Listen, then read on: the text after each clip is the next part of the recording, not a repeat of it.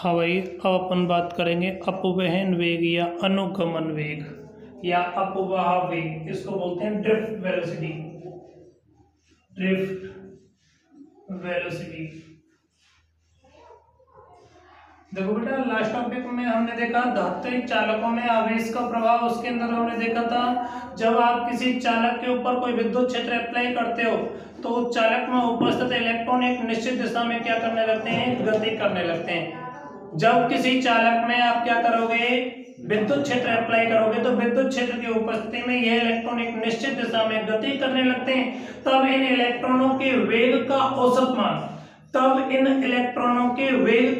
मान क्या कहलाता है, अपवहन वेग या अपवाह वेग। इसे अनुगमन वेग भी बोलते हैं। अनुगमन वेग या अपवाह वेग या अपवहन वेग भी क्या करते हैं, बोलते हैं। ठीक है, अपवहन वेग को किससे डिनोट करते हैं, वीडी से डिनोट करते हैं। किससे डिनोट करते हैं, वीडी से। मैं एक बार फिर वापस बोलूंगा, जब किसी चालक के ऊपर कोई विद्युत क्षेत्र अप्लाई किया जाता है तो विद्युत क्षेत्र के प्रभाव में यह इलेक्ट्रॉन एक निश्चित दिशा में गति करने लगते हैं। तब इन इलेक्ट्रॉनों के वेग का जो औसत मान होता है, वेग का जो एवरेज है, उस औसत मान को अपन क्या बोलते हैं, अपवहन वेग या अनुगमन वेग बोलते हैं। क्या बोलते हैं, अपवहन वेग या अनुगमन वेग बोलते हैं। अपवहन वेग को किससे डिनोट करते हैं, वीडी से डिनोट करते हैं। कोई समस्या थोड़ी है। मैं मान लेता हूं किसी चालक में, कोई चालक है आपके पास, ये हो गया, इस चालक में n इलेक्ट्रॉन प्रेजेंट है। कितने, n इलेक्ट्रॉन प्रेजेंट है। इस चालक के ऊपर कोई विद्युत क्षेत्र अप्लाई नहीं कर रखा, प्रारंभ में कोई विद्युत क्षेत्र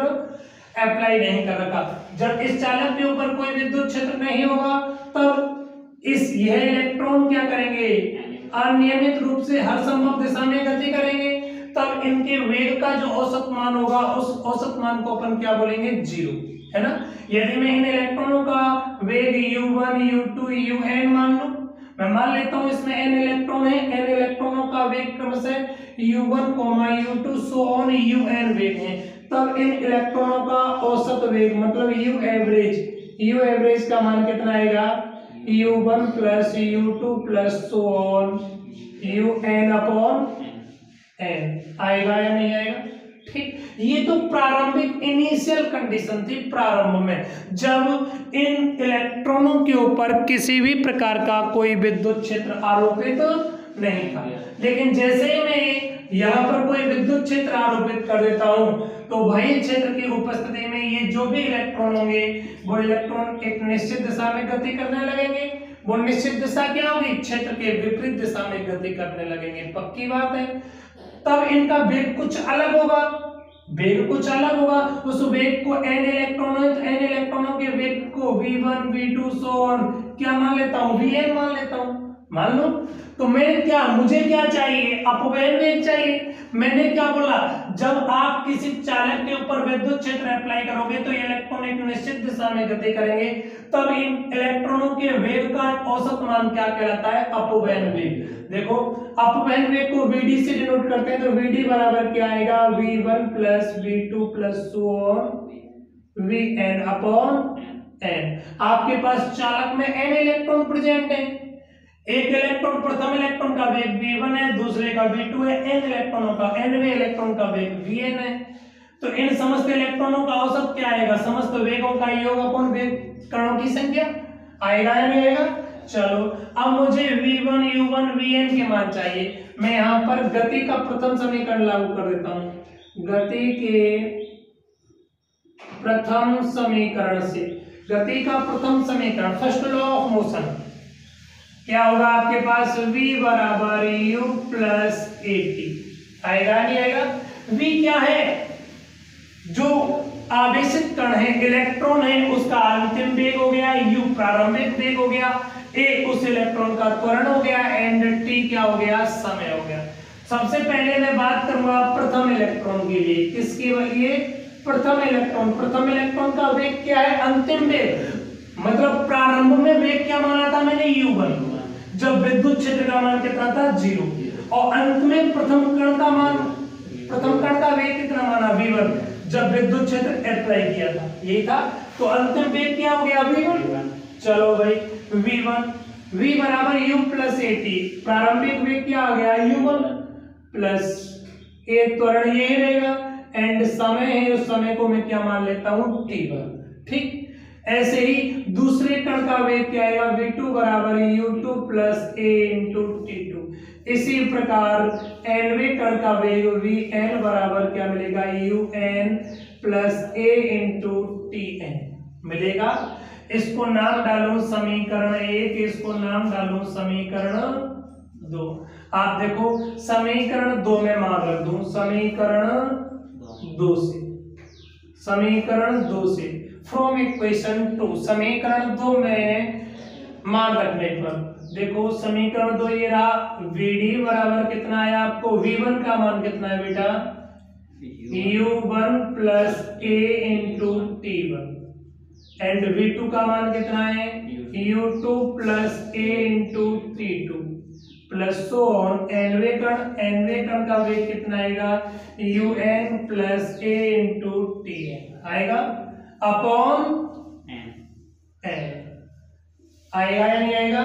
अब देखो आप Vd बराबर U1 U2 Un है ना, इनको मैं एक साथ में लिख दूं U1 plus U2 plus so on Un है या नहीं। इधर देखो AT1 plus AT1 plus AT2 plus so on ATN आया या नहीं आया, बटा n आ गया ना।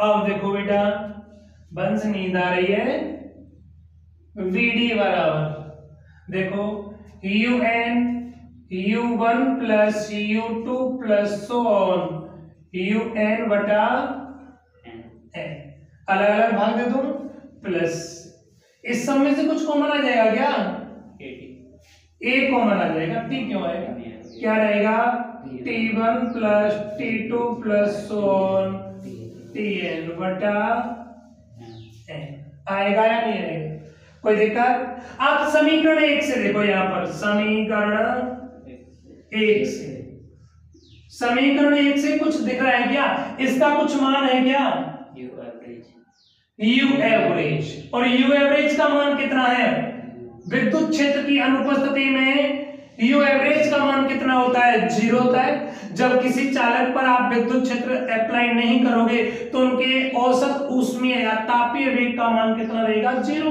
तो U एवरेज का मान क्या आ गया, 0। इसकी जगह में क्या रख सकता हूं, 0। Vd बराबर 0 plus a as it is आ गया। इधर देखो T1 plus T2 plus so on Tn बटा n, ये इसका मतलब क्या है, T1 T2 ये आपके पास में कौन थे, समय अंतराल थे, कौन थे, समय अंतराल थे, ये थे ना समय अंतराल थे। एक मिनट में वापस मार रखता हूं Vd, देखो Vd बराबर आपको क्या मान मिलेगा, U1 plus U2 plus UN, इसका मान कितना हो गया यहां से, 0 रख दिया, plus A as it is बच गया। आपके पास में क्या रह गया, T1 plus T2 plus so on Tn upon n। मतलब जो आपके पास समय अंतराल थे उन समय अंतरालों का क्या है, औसत, औसत समय अंतराल। औसत समय अंतराल को आप क्या बोलते हैं, विश्रांति काल। इसे किससे व्यक्त करते हैं, टाउ से व्यक्त करते हैं, किससे, टाउ से। मैं लिख देता हूं, जहां टाउ क्या है, औसत विश्रांति काल या औसत समय, इसका मान T1 plus T2 plus so on Tn बटा n, ठीक है ना। इसका मतलब क्या आ गया, Vd बराबर a टाउ, आया या नहीं आया। Vd क्या है, ड्रिफ्ट वेलोसिटी, अपवहन वेग है ना, अपवहन वेग का मान a टाउ आ गया, समीकरण नंबर 3। आप देखो मैंने जब चालक, ये कोई चालक था, ये चालक में इलेक्ट्रॉन थे, जब चालक के ऊपर कोई विद्युत क्षेत्र अप्लाई किया था तो चालक में इलेक्ट्रॉन थे, इन इलेक्ट्रॉनों पर कोई बल कार्य किया था, उस बल का मान कितना था, E था या नहीं था। तो चालक पर विद्युत क्षेत्र की उपस्थिति में बल का मान कितना था, F बराबर E था या नहीं था। कोई समस्या, कोई दिक्कत थोड़ी है। चलो दूसरा, जब चालक गति कर रहा है तो उस पर कोई बल कार्य करेगा, F बराबर क्या होगा, ma, क्या होगा ma। ये भी f ये भी f दोनों आपस में क्या होंगे बराबर होंगे। इसका मतलब क्या आ गया ma बराबर e इंटू ई। यहां से अगर मैं त्वरण का मान निकालना चाहूं तो त्वरण a बराबर क्या आएगा e अपॉन m। समीकरण 3 में मान रख दो। समीकरण 3 में a का मान रखेंगे तो vd बराबर आपको कितना मान मिलेगा देखिएगा vd बराबर e टाउ अपॉन m। ये क्या आ गया इलेक्ट्रॉन का अपवहन वेग आ गया। क्या आ गया इलेक्ट्रॉन का अपवहन वेग। चले आगे चलो अगर मैं इसको सदिश रूप में देखना चाहूं सदिश रूप में क्या आएगा vd वेक्टर बराबर e ऐसे माइनस चिन्ह लगा दो e टाउ अपॉन m।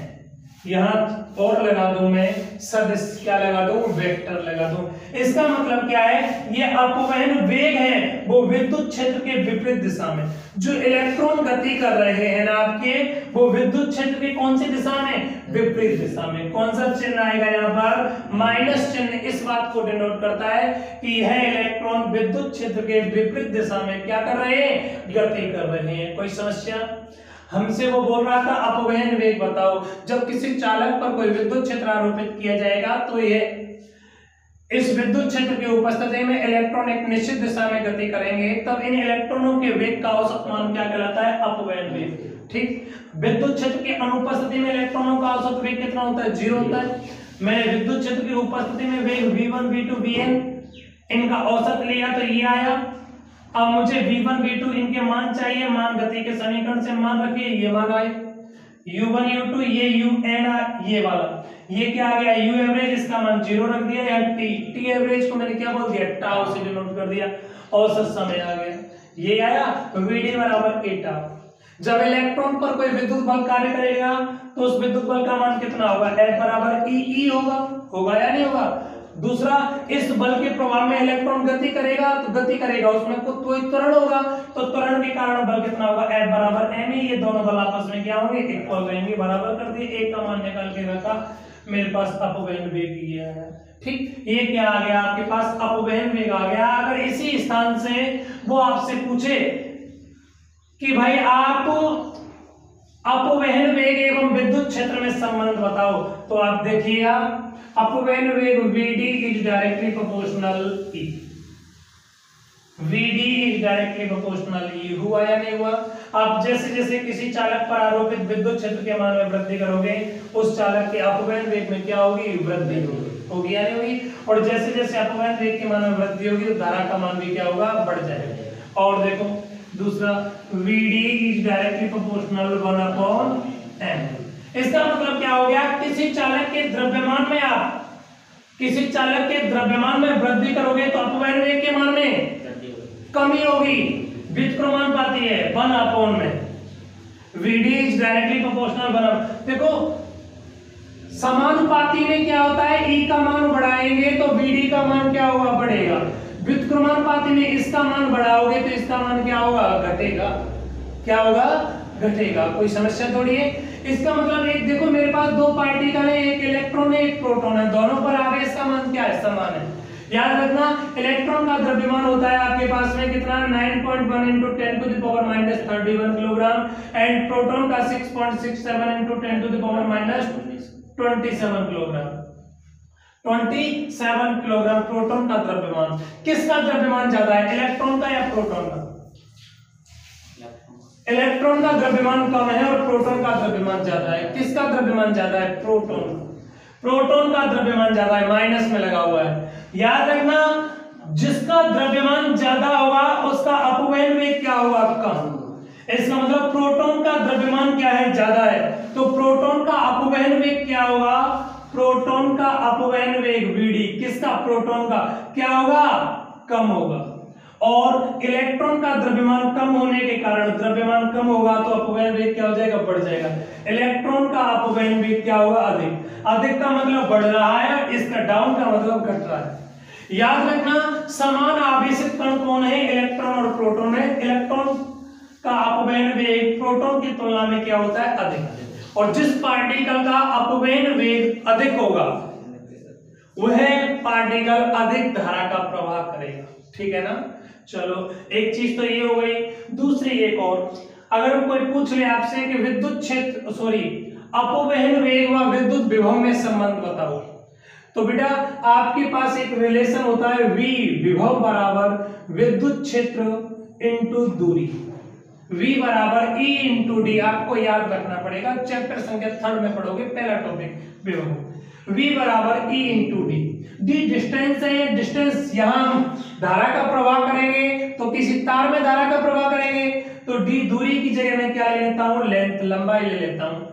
तो आपके पास V बराबर E इंटू एल, मतलब E विद्युत क्षेत्र का मान कितना आ गया, V अपॉन एल। याद रखना विद्युत क्षेत्र के दो मात्रक होते हैं, एक तो न्यूटन प्रति कूलम, E बराबर F अपॉन Q फॉर्मूला होता है, उससे न्यूटन प्रति कूलम मात्रक होता है, और एक मात्रक और होगा आपके पास वोल्ट प्रति मीटर।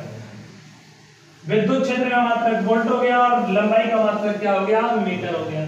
चलो मुझे इससे कोई लेना देना नहीं, मुझे अपवहन वेग और विद्युत क्षेत्र में संबंध चाहिए। तो देखो E का मान उठा के कहां रख दूं, यहां पर रख दूं, E की जगह। तो आपको VD बराबर क्या मिलेगा, E की जगह क्या मिलेगा, V टाउ अपॉन एम मिलेगा।